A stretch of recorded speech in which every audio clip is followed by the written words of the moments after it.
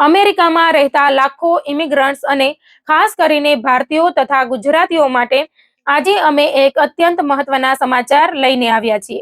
જો તમે અમેરિકામાં રહેતા હોય, ડોમેસ્ટિક ફ્લાઇટમાં મુસાફરી કરો છો અથવા નજીકના સમયમાં કોઈ એરપોર્ટ પરથી ટ્રાવેલ કરવાની યોજના બનાવી રહ્યા છો, તો આ સમાચાર તમારા માટે ખૂબ જ જરૂરી છે। છેલ્લા કેટલાક સમયથી અમેરિકાના વિવિધ એરપોર્ટ પર આઈસ એટલે કે ઇમિગ્રેશન એન્ડ કસ્ટમ્સ એન્ફોર્સમેન્ટની કાર્યવાહી નોંધપાત્ર રીતે વધી રહી હોવાનું અનેક અહેવાલોમાં સામે આવ્યું છે। અમેરિકામાં ગેરકાયદેસર રીતે રહેતા લોકો સામે ચાલી રહેલા અભિયાન વચ્ચે હવે એરપોર્ટ પણ આઈસ માટે સૌથી મહત્વના ઓપરેશન સેન્ટર બની રહ્યા છે। કેટલાક મીડિયા અહેવાલો મુજબ છેલ્લા 2 મહિનામાં એરપોર્ટ પરથી થતી ધરપકડોમાં નોંધપાત્ર વધારો થયો છે અને નિષ્ણાતોનું માનવું છે કે આગામી દિવસોમાં આ કાર્યવાહી વધુ ઝડપથી આગળ વધી શકે છે। અહેવાલો અનુસાર અગાઉ દરરોજ ખૂબ ઓછી સંખ્યામાં લોકોની એરપોર્ટ પરથી ધરપકડ થતી હતી, પરંતુ હવે ઘણા એરપોર્ટ પર દરરોજ અનેક લોકો આઈસની કસ્ટડીમાં જઈ રહ્યા હોવાના દાવા થઈ રહ્યા છે। અમેરિકન સરકાર દ્વારા બોર્ડર સિક્યોરિટી અને ઇમિગ્રેશન કાયદાના અમલને વધુ કડક બનાવવાના નિર્ણય બાદ હજારો નવા આઈસ અધિકારીઓની ભરતી કરવામાં આવી રહી છે। તેની સીધી અસર હવે એરપોર્ટ સહિત દેશભરના અનેક વિસ્તારોમાં જોવા મળી રહી છે। ઇમિગ્રેશન કાયદાનો ભંગ કરનાર લોકો સામે કાર્યવાહી વધુ ઝડપી બનાવવા સરકાર સતત પ્રયત્ન કરી રહી છે। હવે સૌથી મોટો પ્રશ્ન એ છે કે આખરે એરપોર્ટ પરથી ધરપકડ કરવી આઈસ માટે એટલી સરળ કેમ બની ગઈ છે। તેનું સૌથી મોટું કારણ એ છે કે કોઈ વ્યક્તિને તેના ઘરેથી અથવા કામની જગ્યાએથી પકડવા માટે ઘણા દિવસો સુધી દેખરેખ રાખવી પડે છે। ઘણી વખત અધિકારીઓને અનેક દિવસ સુધી રાહ જોવી પડે છે અને અનેક એજન્ટોને ઓપરેશનમાં જોડવા પડે છે, પરંતુ એરપોર્ટ પર સ્થિતિ સંપૂર્ણપણે અલગ હોય છે। અહીં મુસાફર પોતાની ઓળખ સાથે સુરક્ષા તપાસ માટે પોતે જ હાજર થાય છે। પરિણામે ઓળખ કરવામાં સમય લાગતો નથી અને કાર્યવાહી કરવી સરળ બની જાય છે। અમેરિકાની વિવિધ સુરક્ષા એજન્સીઓ વચ્ચે માહિતીનું આદાન પ્રદાન પણ આ સમગ્ર પ્રક્રિયામાં મહત્વની ભૂમિકા ભજવે છે। જેમની સામે ફાઇનલ રિમૂવલ ઓર્ડર જારી થયો હોય, જેમણે વિઝાની મંજૂરી સમય મર્યાદા કરતા વધુ સમય અમેરિકામાં વિતાવ્યો હોય અથવા જેમના ઇમિગ્રેશન કેસમાં ગંભીર કાર્યવાહી ચાલી રહી હોય, તેવા લોકોનો ડેટા સંબંધિત સરકારી એજન્સીઓ પાસે ઉપલબ્ધ રહે છે। જ્યારે આવા લોકો ડોમેસ્ટિક ફ્લાઇટ માટે ટિકિટ બુક કરે છે અથવા એરપોર્ટ પર સુરક્ષા પ્રક્રિયામાંથી પસાર થાય છે, ત્યારે જરૂરી માહિતી સંબંધિત એજન્સીઓ સુધી પહોંચે છે અને જરૂર જણાય તો આગળની કાર્યવાહી શરૂ કરવામાં આવે છે। અહેવાલો અનુસાર કેટલાક કેસોમાં મુસાફર બોર્ડિંગ પાસ સ્કેન કરે છે અને ત્યારબાદ સુરક્ષા અધિકારીઓ તેને સાઈડમાં ઊભા રહેવા કહે છે। ત્યાર પછી આઈસના અધિકારીઓ સ્થળ પર આવીને તેની પૂછપરછ કરે છે અને જો તેની સામે કાયદાકીય કાર્યવાહી બાકી હોય તો તેને કસ્ટડીમાં લેવામાં આવે છે। આ સમગ્ર પ્રક્રિયા ખૂબ ઝડપથી પૂર્ણ થઈ શકે છે અને ઘણી વખત અન્ય મુસાફરોને પણ તેની જાણ થતી નથી। ઘણા લોકો એવું માને છે કે જો તેમની પાસે work permit, social security number અથવા સ્ટેટ આઈડી હોય તો તેઓ સંપૂર્ણપણે સુરક્ષિત છે, પરંતુ ઇમિગ્રેશન નિષ્ણાતો જણાવે છે કે આવા દસ્તાવેજો હોવા છતાં વ્યક્તિની ઇમિગ્રેશન સ્થિતિ સૌથી મહત્વની રહે છે। કેટલાક અહેવાલોમાં એવા લોકોનો કેસ પણ સામે આવ્યા છે જેમના અસાઇલમ કેસ પેન્ડિંગ હતા અથવા અન્ય કાનૂની પ્રક્રિયા ચાલી રહી હતી। તેથી માત્ર દસ્તાવેજ હોવાના આધારે કોઈ પણ વ્યક્તિએ પોતાની સ્થિતિ સંપૂર્ણપણે સુરક્ષિત છે એવું માની લેવું યોગ્ય નથી। આઈસ સામાન્ય રીતે એવો દાવો કરે છે કે જે લોકોએ ગેરકાયદેસર રીતે દેશમાં પ્રવેશ કર્યો હોય, વિઝા ઓવરસ્ટે કર્યો હોય અથવા જેમની સામે કોર્ટ દ્વારા ફાઇનલ રિમૂવલ ઓર્ડર આપવામાં આવ્યો હોય, તેમની સામે કાયદાકીય કાર્યવાહી કરવામાં આવે છે। સરકારનું કહેવું છે કે ઇમિગ્રેશન કાયદાનું પાલન કરાવવું તેની ફરજ છે અને તે માટે તમામ કાયદેસર પગલાં લેવામાં આવશે।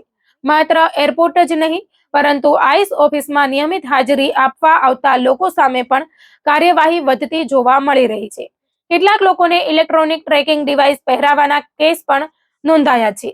અગાઉ ઇમિગ્રેશન કોર્ટની બહારથી ધરપકડના મુદ્દે વિવાદ સર્જાયો હતો અને કેટલાક કોર્ટના આદેશો બાદ તેમાં મર્યાદાઓ આવી હતી।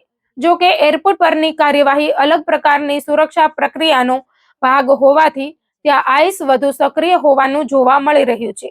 તાજેતરના અહેવાલોમાં એવા લોકોના ઉદાહરણો પણ સામે આવ્યા છે જે ઘણા વર્ષોથી અમેરિકામાં રહેતા હતા અને અગાઉ અનેક વખત ડોમેસ્ટિક ફ્લાઇટમાં મુસાફરી કરી ચૂક્યા હતા, પરંતુ હાલની કડક કાર્યવાહી દરમિયાન તેમની પણ તપાસ કરવામાં આવી અને કેટલાક કેસોમાં તેમની ધરપકડ થઈ હોવાનું જણાવાયું છે.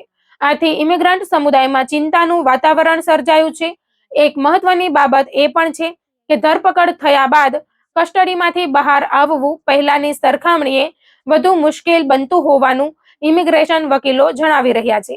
સરકાર ઘણી વખત કોર્ટમાં દલીલ કરે છે કે જો વ્યક્તિને મુક્ત કરવામાં આવશે તો તે ફરાર થઈ શકે છે. બીજી તરફ બોન્ડ હિયરિંગમાં વિલંબ થવાના કારણે ઘણા લોકો લાંબા સમય સુધી આઈસ કસ્ટડીમાં રહે છે. કેટલાક લોકો લાંબી કાનૂની પ્રક્રિયાથી કંટાળીને સ્વૈચ્છિક રીતે ડિપોર્ટેશન સ્વીકારી લેતા હોવાના કિસ્સાઓ પણ સામે આવ્યા છે. ગુજરાત સાથે જોડાયેલો એક કેસ પણ ચર્ચામાં રહ્યો હતો. અહેવાલો મુજબ કલોલના એક યુવકનો સ્ટુડન્ટ વિઝા સમાપ્ત થયા બાદ પણ તે અમેરિકામાં રહેતો હતો અને કામ કરતો હતો. બાદમાં શિકાગો એરપોર્ટ પર તેની ધરપકડ કરવામાં આવી હતી. હાલ તે આઈસની કસ્ટડીમાં હોવાનું જણાવવામાં આવ્યું છે. પરિવાર દ્વારા કાનૂની મદદ મેળવવાના પ્રયાસો છતાં કેસની પ્રક્રિયા લાંબી ચાલી રહી હોવાનું જાણવા મળ્યું છે. હવે પ્રશ્ન એ થાય છે કે આખરે આઈસના રડાર પર કોણ હોઈ શકે? ઇમિગ્રેશન નિષ્ણાંતોના જણાવ્યા અનુસાર જેમની સામે ફાઇનલ રિમૂવલ ઓર્ડર હોય, જેમણે વિઝા ઓવરસ્ટે કર્યો હોય, જેમણે ઇમિગ્રેશન અધિકારીઓ સમક્ષ જરૂરી હાજરી ન આપી હોય અથવા જેમની સામે ગંભીર ગુનાહિત કેસ નોંધાયેલા હોય, તેવા લોકો સામે કાર્યવાહી થવાની શક્યતા વધુ રહે છે. જો કોઈ વ્યક્તિ સામે ડ્રિંક એન્ડ ડ્રાઈવ અથવા અન્ય ગંભીર ગુનાઓ નોંધાયેલા હોય તો કોર્ટ બોન્ડ આપતી વખતે તેને જાહેર સુરક્ષા માટે જોખમરૂપ ગણી શકે છે. જો કે દરેક કેસ વ્યક્તિગત પરિસ્થિતિના આધારે નક્કી થાય છે અને માત્ર સ્પીડિંગ ટિકિટ અથવા નાના ટ્રાફિક નિયમભંગના આધારે આપમેળે ધરપકડ થાય એવો કોઈ સામાન્ય નિયમ નથી. ઇમિગ્રેશન નિષ્ણાંતો તમામ ઇમિગ્રન્ટ્સને એક મહત્વની સલાહ આપે છે. જો તમારી ઇમિગ્રેશન સ્થિતિ અંગે કોઈ પણ પ્રકારની શંકા હોય, વિઝા સંબંધિત પ્રશ્ન હોય, અસાયલમ કેસ પેન્ડિંગ હોય અથવા તમને કોર્ટ તરફથી કોઈ નોટિસ મળી હોય તો ડોમેસ્ટિક ફ્લાઇટમાં મુસાફરી કરતા પહેલા અનુભવી ઇમિગ્રેશન વકીલની સલાહ જરૂર લો. સોશિયલ મીડિયા પર ફરતી અફવાઓ અથવા અધૂરી માહિતીના આધારે કોઈ નિર્ણય ન લો. દરેક વ્યક્તિનો કેસ અલગ હોય છે અને તેની કાનૂની સ્થિતિ પણ અલગ હોય છે. આવનારા સમયમાં અમેરિકામાં ઇમિગ્રેશન કાયદાના અમલમાં વધુ કડકાઈ જોવા મળી શકે છે. સરકારનું મુખ્ય ધ્યાન એવા લોકો પર છે જેમની સામે પહેલેથી જ કાયદાકીય કાર્યવાહી ચાલી રહી છે અથવા જેમણે ઇમિગ્રેશન નિયમોનું ઉલ્લંઘન કર્યું છે. તેથી દરેક ઇમિગ્રન્ટ માટે પોતાની ઇમિગ્રેશન ફાઇલ અપડેટ રાખવી, કોર્ટની તમામ તારીખોનું પાલન કરવું, સરકારી નોટિસોને અવગણવી નહીં અને જરૂર પડે ત્યારે કાનૂની માર્ગદર્શન લેવું ખૂબ જ જરૂરી બની ગયું છે. અમેરિકામાં રહેતા ભારતીયો અને ગુજરાતીઓ માટે આજના સમયમાં સૌથી મોટી સુરક્ષા એ જ છે કે તેઓ પોતાના તમામ દસ્તાવેજો કાયદેસર રીતે જાળવે, નિયમોનું પાલન કરે અને કોઈ પણ મહત્વપૂર્ણ નિર્ણય લેતા પહેલા યોગ્ય કાનૂની સલાહ અવશ્ય લે. આજના આ ખાસ અહેવાલમાં બસ એટલું જ. જો તમને આ માહિતી ઉપયોગી લાગી હોય તો તેને તમારા પરિવારજનો અને મિત્રો સુધી જરૂર પહોંચાડો, કારણ કે સાચી માહિતી જ ઘણી વખત મોટી મુશ્કેલીથી બચાવી શકે છે.